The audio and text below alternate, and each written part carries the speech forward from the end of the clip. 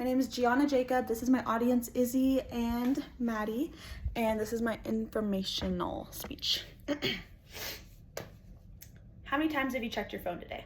If you're like me and most people, you probably have no idea how many times it's been, and you probably have never even thought about intentionally doing it. Around 66% of our daily behaviors are automatic, habitual actions.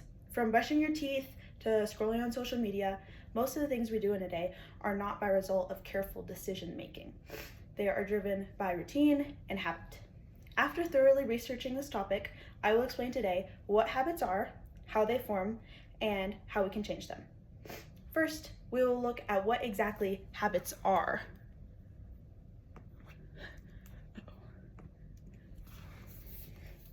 This is my first visual aid.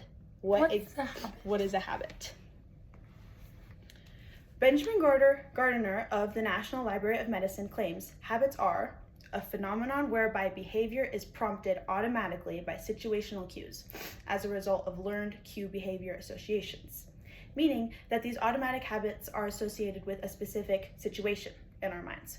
For instance, if you check your phone as soon as you wake up in the morning, your brain is cued by the situation of waking up. Soon enough, it becomes a habit. It becomes something you no longer think to do. It is automatic, habitual, and is cued by a certain situation. Now that we discussed exactly what habits are, we will cover how our brain forms them. Sam Dabir of Western Student Experience introduces the habit loop, a cycle of the cue, the routine, and the reward. This cycle can be identified in any habitual behavior. The cue can be anything from seeing a physical object to a certain time of day, but once your brain recognizes the cue, the routine is performed in response. Dabir says that the routine can be physical, like grabbing a snack, or mental, like procrastination.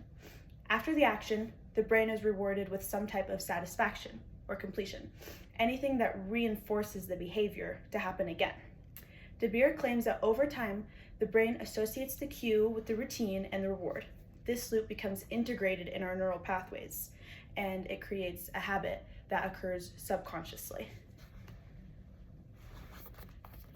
Here it is, the cue to the routine to the reward. So finally, what we all want to know, once a harmful habit forms, how do we break it? The only way to do so is to outsmart this brain habit loop. First, you must identify the cue in the habit loop. What exactly is it that triggers your brain to want to respond with this action? Once you can name the cue in the loop, Wendy Woods, social psychologist, introduces the idea of changing the cue. She brings up the example of someone who drinks coffee first thing in the morning. Their cue could be walking into the kitchen or seeing the coffee maker. So, to break the habit, she suggests changing the cue. Instead of waking up and walking into the kitchen, wake up and walk into the bathroom. Or instead of looking for the coffee maker, look to the fridge for a snack. Anything different than the cue that the brain has learned to recognize can help break the habit and rewire a new one. New habits. Today we discuss the psychology of habits by covering what they are, how they're formed, and what you can do to change them.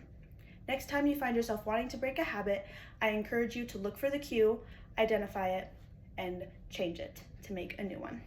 Thank you.